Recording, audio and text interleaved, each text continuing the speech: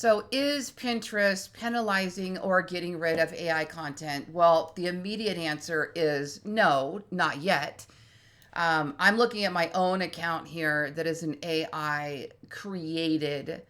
Basically, I created my blog with the help of AI, and it's continuously growing. Now, I have taken a little bit of a step back for the past month because I'm working on this big TikTok push for shop affiliates. And when I do that, I tend to have to let something else take a little bit of a back burner. But the good news is on Pinterest right now, thanks to Tailwind, which I'm going to talk about in just a second, I actually have pins pinning all day, every day without me doing anything. This one, for example, Pinterest had it scheduled. It's all about southern front porch ideas. Now, this one this morning I did get up and do. Here's another one, my fairy gardens. That's an AI created pin. It's an AI created blog, and Tailwind posted it for me. So I'm going to go over this a little bit. Now, here's listen, I don't work for Pinterest.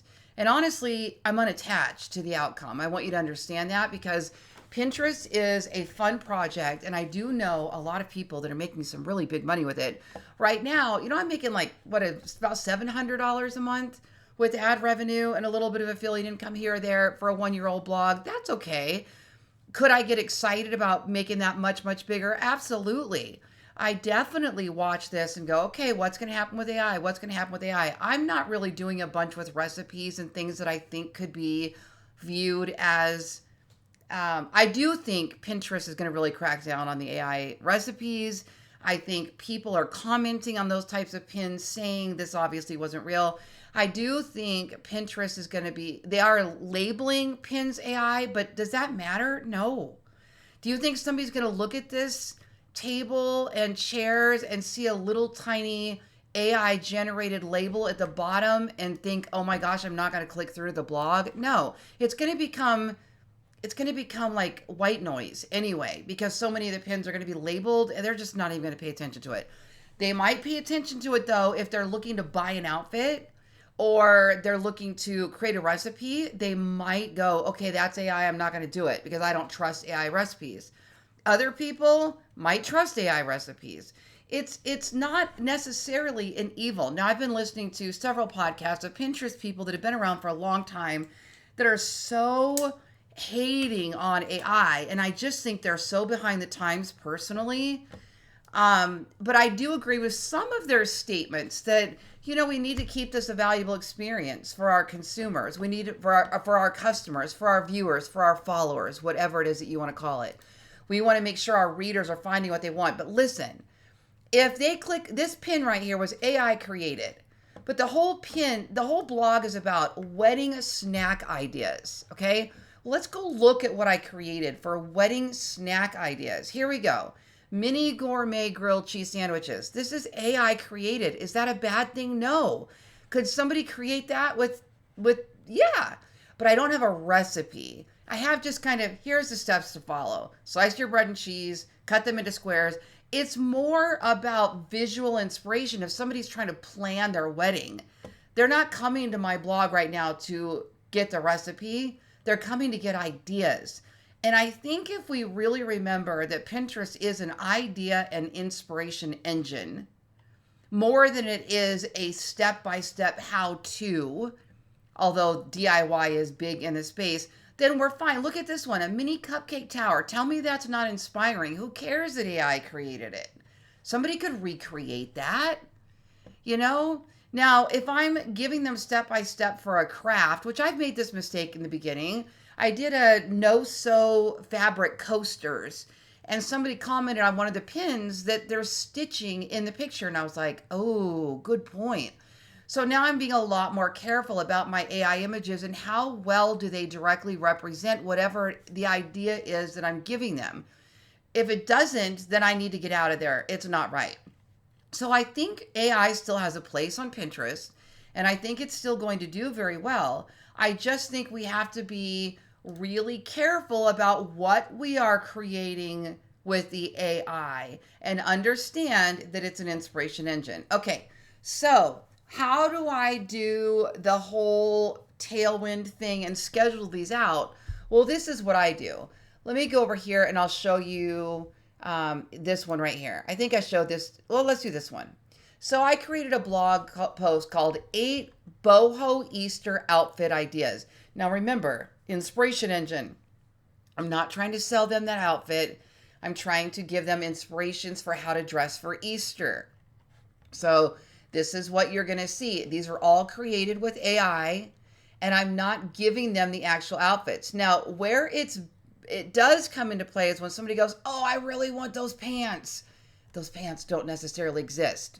So one thing I'm working on is I'm playing around with a whole bunch of different software that helps me locate pants that are the most like that.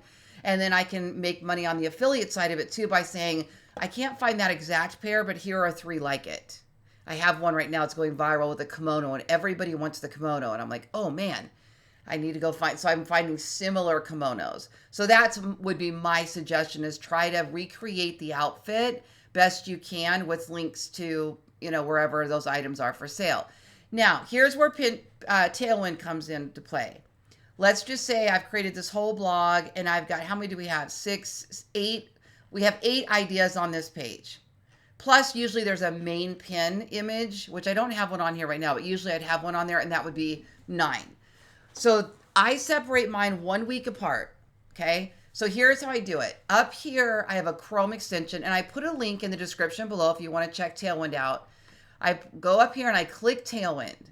Now, Tailwind is going to open my account, and I think the first screen that it opens, you actually get this, just a quick account login, and then I just close out of there. I'm not sure why it does that, so it takes an extra click. So I'm going to go back up here and click again. Now it's pulling all the pictures from that page. It's also pulling my silly little emojis, so we'll ignore those.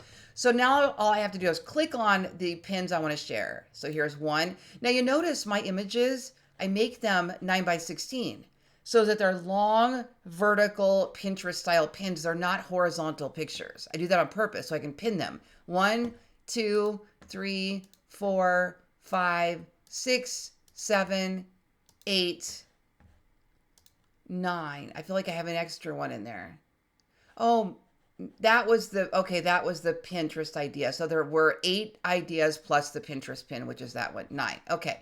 Sometimes I have text overlays on these. Sometimes I don't. It doesn't matter. We're going to go 1 week apart. Here's how we do it. I'm going to click Go Schedule, and it's going to open the scheduler for me.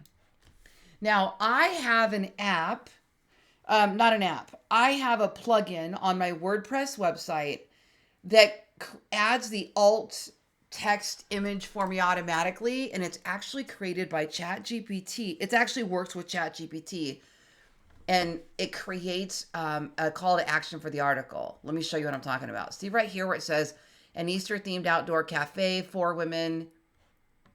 Oh, I don't have it on all of them. That's weird. This one says explore fresh Easter fashion with a boho lace dress.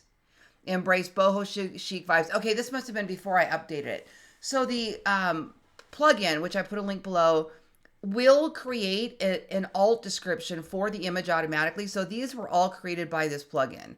And it tells you, embrace boho chic vibes this Easter. So it's putting in like keywords. With a stylish ensemble featuring a sleeveless beige jumpsuit cinched at the waist. It does a really good job with reading the picture and describing it. But recently I changed it to actually create a call to action for the article. View the top 8 Easter boho, and then each one is different. And I don't know that one is working better than the other. There's options. You have options. So anyway, that link is there. So is Tailwind. So is the website host I use and the theme to my website, because everybody always asks about those as well. So up here, I'm going to go add board to all. All right. So if I have a board called Easter outfits, I might put them there. Maybe I just have one called Easter ideas. I could put them there. I also could put them on boho outfits, right? There's lots of places where these could work. Okay, so pick where you want to put them. You can pin to more than one board at once. If you're new, I do not recommend doing that because it can get messy really quick and you might trip a spam filter. Instead, I only post to one board at a time. Okay, so I'm going to post all of these to boho outfits, and it's telling me I think it's telling me I've already posted those pins before. Let me get rid of boho outfits and try Easter ideas really quick. Oh, maybe I posted those to boho already. Okay, so it had a little warning here. Did you see that? It had a little orange warning there. It was saying you've already put this pin on this board. So now this time I'm going to pin them to Easter ideas instead. Or it could be spring outfits. Oh, so many ways to do this. Okay, so then down here, what I like to do is I click that little clock. And the first one I will do schedule now. And it'll just go out today. Then the next one, I click here and I do it a week after, being the 21st. And then I'll do the week after that, doing the 28th. And then it goes into the next month. Now, the nice thing about this, you guys, is not only does this not trip a spam filter, especially since I have all these different rotating URLs now because of scheduling this all out like this, but it also creates freshness to these boards, to the blog. It has more clicks to the blog. It has so many benefits, personally, I feel, to space these out than just putting them all up there at once.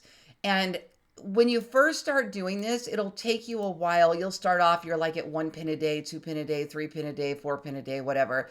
And before you know it, look, it's already going into, okay, April 25th. So this is going to go all the way to May just on 8 ideas. I personally love that. I think that's just such a good way to do it. But that's just my theory. That's how I do it. And then you're going to click schedule all, and those will all now go pin. Now, there's other ways you could do this. You could put these all in your drafts, and you could just use an auto queue where you tell Pinterest, I want to post every 20 times a day, and it'll space them apart, right? And then you can shuffle them to space apart the URLs, but even that gets a little tricky, I find. So I think just automatically going in here and scheduling them a week apart kind of makes it foolproof. And then if I want to go in there and do a shuffle in my Tailwind account, I can. So for right now, here's all I can tell you. My account is still growing. Knock on wood, I haven't had any problems. Am I immune to some sort of a, spam filter? Or this is not what we intend Pinterest to be? No, nobody is. I think I'm following, as far as I can tell, I'm doing it the way they would want it to be done. And I'm always thinking of the user. How do I go find that belt now so that when that woman asks, where do I get the belt, I can help her out by answering with a link. And then that also benefits me if it's an affiliate link. So to me, that's a win-win, I'm not creating false ideas that can't be recreated. I think it's a really good overall strategy. So I have other things in digital marketing that are making way more money. My TikTok shop affiliate account is a 6-figure business. My coaching business is a 6-figure business. My general affiliate marketing business is a 6-figure business, primarily focusing on software. And then I have a real estate business and I have other things I do. So this is just one of many. And I tell everybody, be prepared. Don't put all your eggs in one basket, especially when we don't know long term. We don't know. But are there people right now that are just making thousands and thousands of dollars a month doing this simple strategy of creating an AI blog and AI images, posting them to Pinterest? Absolutely. So until Pinterest says we don't want this anymore, or it's not permitted, or you're doing something wrong, I'm going to keep doing it because it's working and there's money to be made. And I think the whole world's going to catch up with AI at some point, including Google. Everybody will understand that AI is part of the world. They're just going to be they're going to get a lot more careful about making sure that brands are related to whatever they're creating. Google has already said, if you are a tech company, we don't want you posting about sports bras, and some of these blogs are already ranking on Google for me. I'm getting affiliate revenue from these AI written blogs that are ranking on Google. And I think that the niche matters. So if you're, fashion, beauty, and home and living, stay there, live there on that blog. Don't go outside of there. If you're gardening, build a gardening blog, build a gardening Pinterest account. It can still all be AI created, but the better you are at creating a brand, a niche, focusing on I think the less spammy it's going to be. I think people really trip things when they go all over the place and they don't focus on something. And my account, my website is definitely a very cohesive lifestyle brand. So anyway, hope that's helpful. Let me know what else you have questions about.